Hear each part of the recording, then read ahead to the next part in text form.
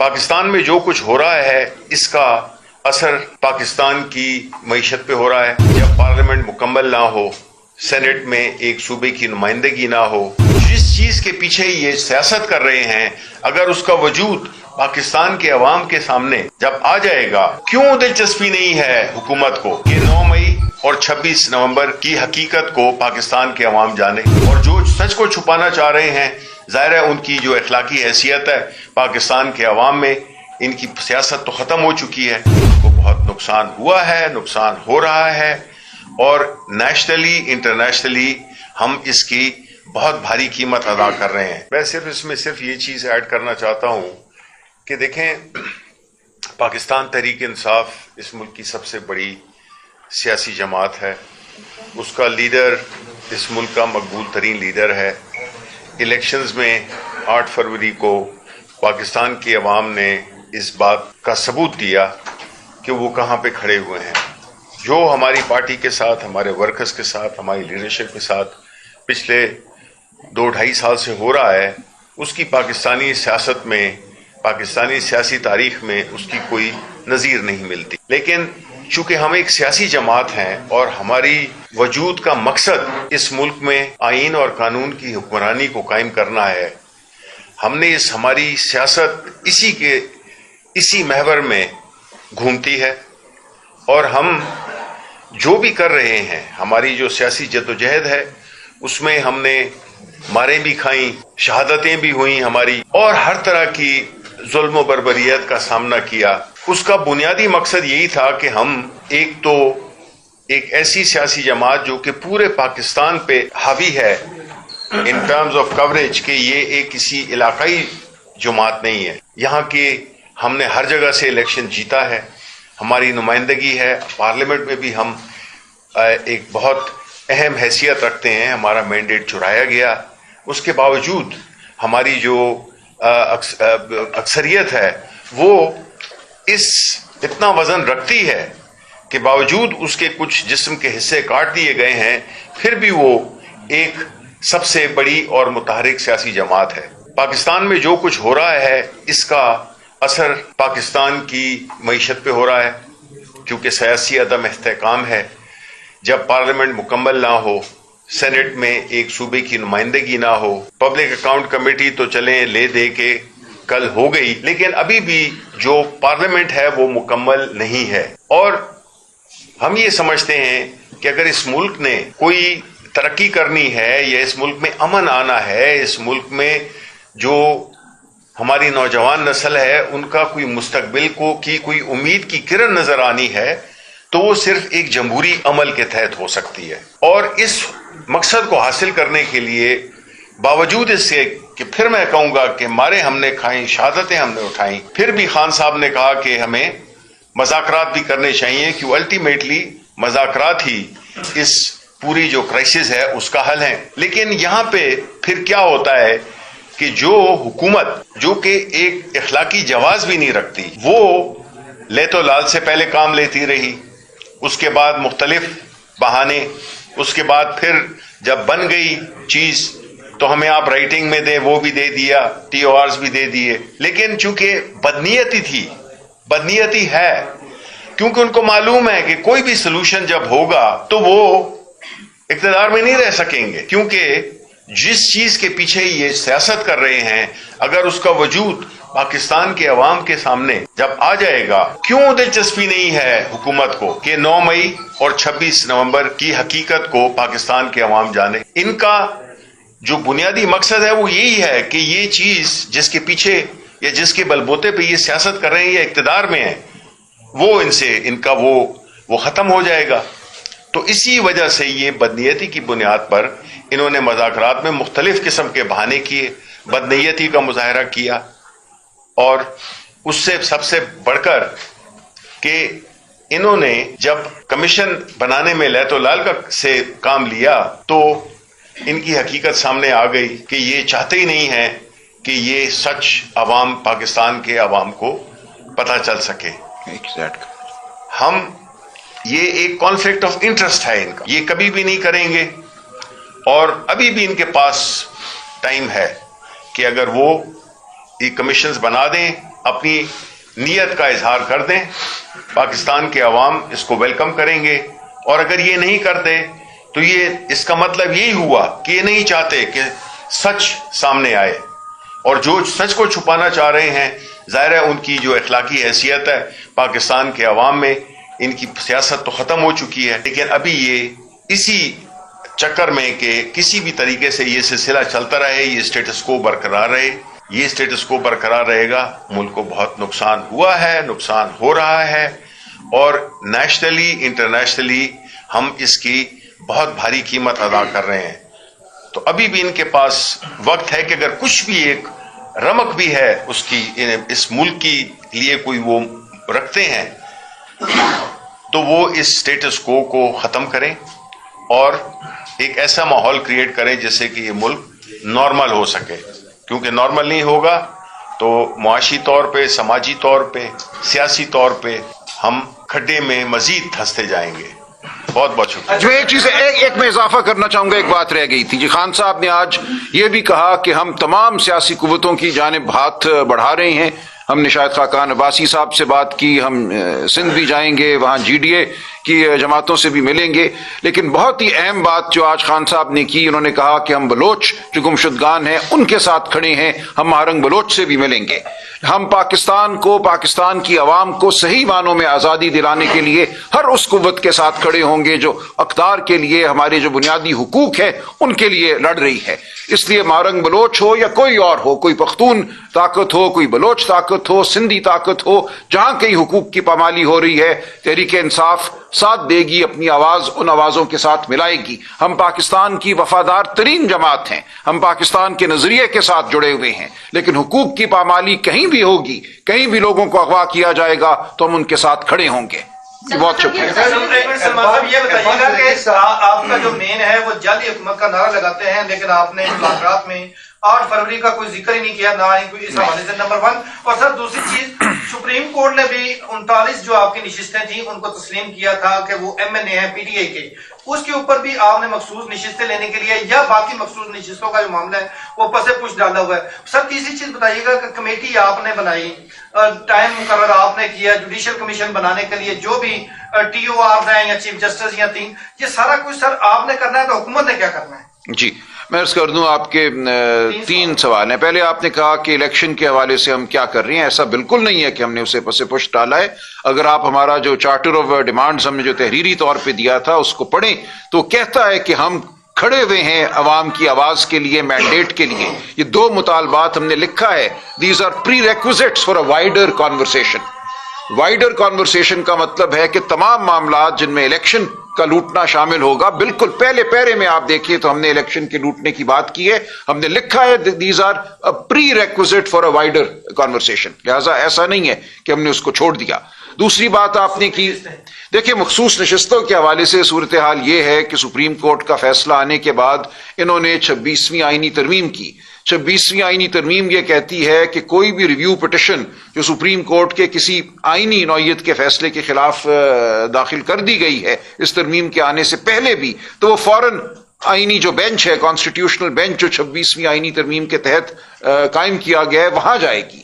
اب ہمارے لیے یہ انتہائی میں سمجھتا ہوں ناقابل قبول صورتحال ہے. سپریم کورٹ کا ایک فیصلہ ہمارا مروجہ قانون ہے, پوری دنیا کا قانون ہے, اسی بینچ نے ریویو سننا ہوتا ہے, لیکن انہوں نے قانون بدل دیا, آئین بدل دیا, اور وہ بھی اغوا کاری کے ذریعے کہ اب وہ ریویو انہی ججوں کے پاس جائے گا جو پہلے ایک رائے دے چکے ہیں اس حوالے سے, جو کہہ چکے ہیں کہ اکثریتی فیصلے کو نہ مانو. یہ تاریخ میں نہیں ملتا کہ ایک اقلیتی بینچ جو ہے یا اقلیتی ممبران ایک بینچ کے یہ کہیں کہ اکثریت کے فیصلے کو مت مانو. نہیں سن لیجئے نا, سن لیجئے, چونکہ ریویو وہاں پڑا ہوا ہے. اگر وہ ریویو حکومت کا کامیاب ہو جاتا ہے تو تمام مخصوص نشستوں سے ہم محروم ہو جائیں گے. یہ ہے اس وقت صورتحال. ریویو پڑا ہوا ہے, ہماری کنٹیمپٹ کی درخواست بھی پڑی ہوئی ہے, سپریم کورٹ کے 2 حکم آ چکے ہیں 8 ممبر بینچ کے, الیکشن کمیشن ٹس سے مس نہیں ہو رہا. ہم اس معاملے کو بالکل آگے لے کے جائیں گے, لیکن اب 26ویں آئینی ترمیم کے وجود کو ہم نے چیلنج کر دیا ہے. پیر والے دن سے وہ معاملہ آگے چلے گا. اگر 26ویں آئینی ترمیم کسی طریقے سے ختم ہوتی ہے، آئینی طریقے سے آئینی بینچ ہی اس کو ختم کرتا ہے، تو پھر حالات یکسر بدل جاتے ہیں. پھر جو ہمارا معاملہ ہے مخصوص نشستوں کا، اس کا ریویو اسی بینچ کے پاس واپس جائے گا جس نے فیصلہ دیا تھا. اس وقت صورتحال یہ ہے کہ ایک بالکل نئے بینچ کے پاس یہ جا رہا ہے معاملہ. تو یہ آپ کا تیسرا بھی تھا آپ کا ایک سوال. جی کمیٹی بھی آپ نے خود سے دیکھیں، ہم نے یہ کہا کہ اس کمیٹی میں جو آپ نے کمیشن قائم کرنے ہیں وہ تو بالکل ایک اصول کی بات ہے نا. آپ اس اصول کی بات پہ ہم سے اگر اتفاق کر لیتے ہیں تو باقی جو جزیات ہیں ان پہ تو بات ہو سکتی ہے.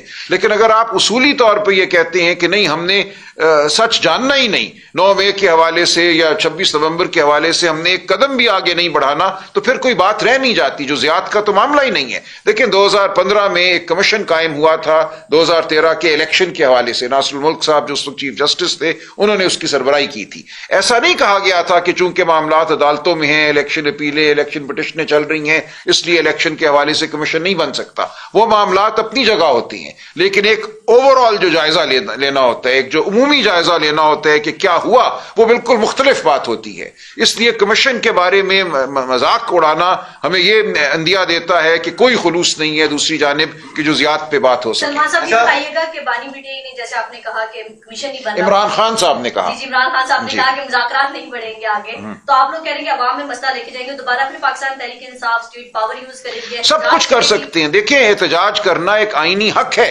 آپ آئین کا آرٹیکل 15 پڑھیے. سڑکوں پہ چلنا ہر پاکستانی کا آئینی حق ہے.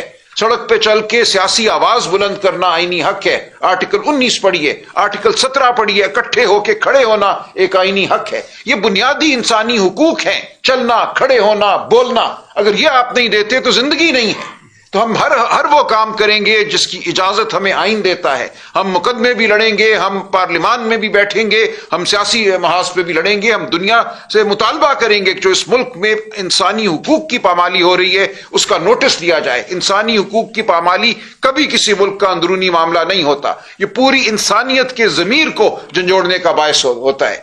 تمام چارٹر، ہیومن رائٹس چارٹر اقوام متحدہ کا، دیگر تمام کووننٹس جو ہیں وہ یہ لازم کرتے ہیں ہر ملک کو، ہر ملک کی حکومت کو کہ انسانی حقوق کی تابعداری کی جائے. اگر ایسا نہیں ہوتا تو تمام عالم جو ہے اس کو ہم گواہ بنائیں گے. اچھا صاحب، ایک سوال یہ ہے کہ کل عرفان صدیقی صاحب سے جب ہم نے پوچھا تو ان کا کہنا تھا کہ اگلا جو اجلاس تھا وہ تحریک انصاف کے جو مطالبات ہیں جوڈیشل کمیشن کے حوالے سے بالخصوص اسی پر تو ہی بات کرنی تھی، درمیانہ راستہ نکالنا تھا. لیکن تحریک انصاف نے فرار اختیار کیا ہے. اگر وہ بیٹھیں گے نہیں تو حل کیسا نکلے گا؟ اور یہ چیز بھی کلیئر کیجیے گا کہ آپ لوگوں نے جو ڈیمانڈ سامنے رکھے ہیں، جو مطالبات ہیں، وہ اگر مذاکرات نہیں ہوں گے تو پھر مرمان آپ لوگوں کے مطالبات کو کیسے حکومتی کمیٹی تسلیم کر سکتی ہے؟ بات چیت کریں. دیکھیں کیا ضرورت تھی وزیر قانون کو یہ پریس کانفرنس کرنے کی کہ بالکل یہ قابل غور ہی نہیں ہے ان کے مطالبات؟ کیا ضرورت تھی عرفان صدیقی صاحب کو بیان دینے کی ٹی وی پہ آ کے کہ بالکل نہیں ہم مانیں گے؟ یہ پہل تو انہوں نے کی ہے، خاموش رہتے نا. اگر ہمارے اسپوکس پرسن کے مدرسے پہ حملہ کیا گیا حامد رضا صاحب کے، تو یہ کیا ضرورت تھی؟ اس دن تیسری نشست کے بعد باہر نکلتے ہی ہم پہ حملہ کیا گیا، مذاق اڑایا گیا، سخت زبان استعمال کی گئی. تو یہ تمام معاملہ دوسری جانب سے آئے ہیں. اگر وہاں سے خاموشی ہوتی تو ہم بھی خاموشی رکھتے. حملہ وہاں سے ہوا ہے، مذاق وہاں سے اڑایا گیا ہے، باقاعدہ حملہ ہوا ہے مدرسے پہ، ہمارے لوگوں کو گرفتار کیا گیا ہے، مارا پیٹا گیا ہے، اور پھر کہتے ہیں آؤ آ کے چوتھی نشست میں بیٹھ جاؤ. کیوں کیا یہ سب کچھ؟ اچھا سر یہ بتائیے گا کہ کیا مذاکرات کی ونڈو ابھی بھی صرف 28 کو جو ملاقات ہونے جا رہی ہے بانی پی ٹی اے سے ملاقات سے مشروط ہے یا کمیشن لازمی بننا ہوگا؟ پہلا آپ سے شفیع فیاض صاحب ملاقات کر کے ہیں آج، کیا مولانا فضل الرحمان، محمود اذکزئی ان کو مذاکراتی کمیٹی میں شامل کر رہے ہیں یا تحریک تحفظ اہل پاکستان کے پہلے حصے ہیں؟ دیکھیں خان صاحب نے آج یہ کہا کہ مذاکراتی کمیٹی کی فی الفور ان سے ملاقات کرائی جائے. دیکھیں اب ان کے ذہن میں کیا ہے، اس میٹنگ میں کیا طے پاتا ہے، میں نہیں کچھ کہہ سکتا. انہوں نے کہا کہ مجھ سے ملاقات کرائی جائے، لیکن ساتھ ہی انہوں نے یہ کہا کہ دونوں جو کمیشن ہیں ان کے حوالے سے اعلان کیا جائے. اصولی اعلان تو کیا جائے نا. یہ دونوں معاملات میں سمجھتا ہوں اہم ہے. اگر اصولی اعلان ہو جاتا ہے، پھر اگرچہ 7 دن گزر گئے ہیں اور ہماری عمران خان صاحب سے ملاقات ہوتی ہے، تو ہو سکتا ہے عمران خان صاحب اس میں کوئی راستہ نکالیں، کوئی فیصلہ کریں. لیکن اس وقت صورتحال یہ ہے کہ مذاکرات ختم ہو چکے ہیں. میں نہیں سمجھتا کہ کمیشن کی تشکیل کے اعلان کے بغیر کوئی چوتھی نشست ہوگی. دونوں باتیں ضروری ہیں. کمیشن کی تشکیل کا اعلان بھی ہو اور عمران خان صاحب سے ہماری ملاقات بھی ہو. جو دوسرا سوال آپ نے کیا شبلی صاحب جواب دیں گے، لیکن مذاکراتی کمیٹی یہی ہے جو تحفظ آئین کے لیے جو ہم جد و جہد کر رہے ہیں اور ایک بڑا ہم چاہتے ہیں ایک کٹ ہم کریں، وہ ایک دوسرا معاملہ ہے. اور اس کے لیے جیسا کہ میں نے کہا ہم مارنگ بلوچ سے بھی ملیں گے، ہم ہر ایک سے ملیں گے. جی دیکھیں، بنیادی طور پہ مقصد تو یہ ہے کہ جتنی بھی جمہوری قوتیں ہیں، جتنی بھی سیاسی جماعتیں ہیں، چاہے وہ علاقائی ہیں یا وہ ملکی سطح پر ہیں، ان کے ساتھ مل کر ایک بنیادی common agenda, minimum common agenda, اور وہ کیا ہے کہ اس ملک میں آئین اور قانون کی حکمرانی ہونی چاہیے. اس پہ جس کا بھی اتفاق ہے، ہم ان سب سیاسی قوتوں کو ساتھ لے کے چلیں گے اور یہ اس کا جو دائرہ ہے ہم وہ وسیع کریں گے. کیونکہ دیکھیں یہ واحد حکومت ہے اور وہ اس کی وجہ بھی یہی ہے کہ یہ عوام کی سپورٹ سے یہ نہیں آئے حکومت میں. عام طور پہ جو سیاسی حکومتیں ہوتی ہیں وہ چاہتی ہیں کہ ملک میں سیاسی استحکام بھی رہے اور مسائل کم ہوں تاکہ وہ چیزیں کر سکیں. یہ واحد حکومت ہے جس کو کہ انٹرسٹ نہیں ہے، بلکہ وہ اس کو ایک متضاد چیز سمجھتی ہے کہ جب یہ اسٹیبلٹی آئے گی تو ان کا پھر رہنا حکومت میں بڑا مشکل ہو جائے گا. تو اس لیے یہ کانفلکٹ آف انٹرسٹ پاکستان کی انٹرسٹ کے خلاف ہے کہ یہ نہیں چاہتے کہ ملک میں نارملسی آئے، ملک میں قانون اور آئین کی حکمرانی ہو. جس طرح سے قوانین پاس ہو رہے ہیں، آپ نے دیکھا کہ پیکا کا قانون جس طرح کا ڈریکونین قانون ہے، اس کو کس طریقے سے نیشنل اسمبلی سے کس طرح سے وہ سینٹ میں بھی پاس کرنا چاہتے تھے، لیکن پاکستان تحریک انصاف بالکل اپنے صحافی برادری کے پیچھے کھڑی ہوئی ہے. ہم ان کو سپورٹ کرتے ہیں اور ہم جو پیکا کے نئی جو امینڈمنٹس ہیں اس کو ہم ریجیکٹ کرتے ہیں. یہ بتائیے گا کہ آپ نے جو ڈیمانڈ کی ہے کمیشن کے قیام کی، حکومتی لوگ یہ کہتے ہوئے نظر آ رہے ہیں کہ یہ ہماری بساط میں نہیں ہے. ان لوگوں نے ہماری بساط سے بڑھ کے ڈیمانڈ کر دی ہے. آپ کے بیک ڈور چینلز پہ اسٹیبلشمنٹ کے ساتھ بھی رابطے ہیں، ویسٹ رپور کی ملاقات آپ سب جانتے ہیں، چہرے اقتدار میں اس کی بات لسٹ ہے. کیا اسٹیبلشمنٹ سے بھی آپ نے کمیشن کے قیام کی بات کی ہے؟ اور تحریک انصاف ایک سوال اکثر کرتی ہے کہ گولی کیوں چلائی، کیا آپ نے اس ملاقات میں اسٹیبلشمنٹ سے سوال کیا ہے کہ گولی کیوں چلائی؟ اور اس حوالے سے آپ ابھی بھی آپ کے مذاکرات بیک ڈور جاری ہیں یا پھر ان میں ڈیڈ لاک آ چکا ہے؟ دیکھیں، بیک ڈور مذاکرات کوئی نہیں ہے. گوہر صاحب وضاحت کر چکے ہیں، ایک میٹنگ تھی سیکیورٹی کے حوالے سے تھی، اس دوران جو بھی گفتگو ہوئی، ظاہر ہے سیاسی استحکام کے بغیر نہ معاشی استحکام ہوتا ہے نہ سیکیورٹی ہوتی ہے کسی بھی علاقے کی. اس حوالے سے بات ہوئی، کوئی ہمارے بیک ڈور مذاکرات جاری نہیں ہیں. یہ مانگنا کمیشن ہمارا بالکل حق ہے، اور دینا جو ہے وہ اب جو حکومت ہے اسی کی ثوابدید ہے نا. کمیشن آف انکوائری ایکٹ ہے، اس میں حکومت کو یہ طاقت حاصل ہے کہ وہ کمیشن قائم کرے، اور کوئی اس حوالے سے نوٹیفیکیشن نہیں کر سکتا. تو ہم بات تو انہی سے کریں گے. ہم پہلے بھی کہتے رہے ہیں کہ یہ ایک بے بس حکومت ہے. ہمیں کہا جاتا تھا کہ نہیں، آپ سیاسی لوگوں سے بات نہیں کرنا چاہتے، آپ رائے فرار اختیار کر رہے ہیں. تو ہم نے کہا ہم کر لیتے ہیں بات. اپنے اختیار کا اظہار کرو، بتاؤ کہ تم ایک با اختیار حکومت ہو. اب نظر یہی آ رہا ہے اور آپ سب کو بھی نظر آ رہا ہے کہ کون کتنا با اختیار ہے.